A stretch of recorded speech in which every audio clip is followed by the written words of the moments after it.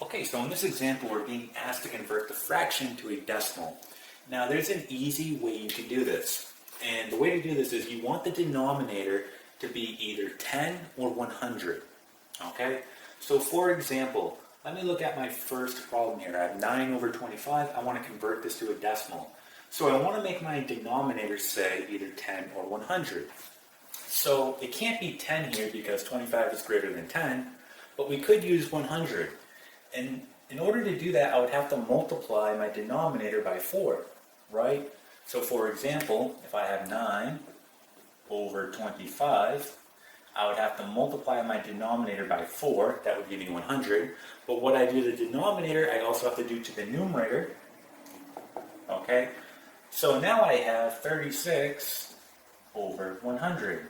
And we do that because all we have to do at this point is count the zeros. We have 2 zeros. I know my decimal point is right here. So when I'm dividing by 100, right, I count the zeros, I have 2. I just move this 2 places to the left. So I get 0.36, okay?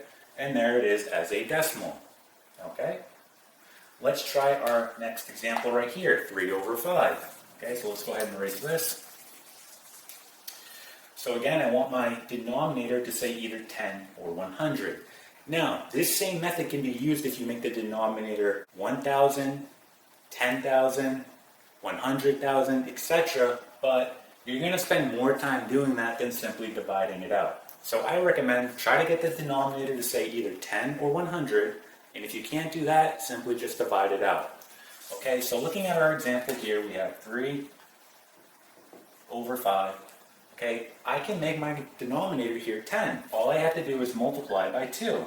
So I'm going to multiply both the denominator and numerator by 2, and that's going to give me 6 over 10. Okay, so again, count your zeros. I have 1 0. So 6 divided by 10, here's my decimal point right here. I move it 1 to the left because I have 1 0, right? So I get 0.6. There it is as a decimal. Okay? Let's try our next example right here. So let's go ahead and erase this. So I have 7 over 20. So again, 20 is greater than 10, so we can't use 10 here. Let's try 100. I know if I multiply 20 by 5, that will give me 100. So I have to do that to my numerator as well.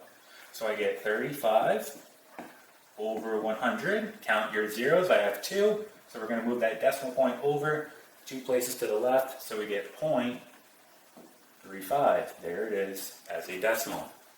Okay. Now let's try our next example here. So 7 over 8. So let's erase this. So we get 7 over 8. And it doesn't look like 10 will work here. Nothing I multiply 8 by will give me 10. Same thing with 100. Nothing I multiply 8 by will give me 100. So in this case, we're just going to simply divide it out. So we're going to do 7 divided by 8. All right, so let's go ahead and set that up. So here we have 7 divided by 8. So we know that 8 doesn't go into 7. So let's make our decimal point, add a 0, bring up the decimal. So we know that 8 will go into 70 8 times. So give us 64. This will give us 6. We bring down a 0. So here we get 7. We get 56. This gives us 4. Bring down the 0.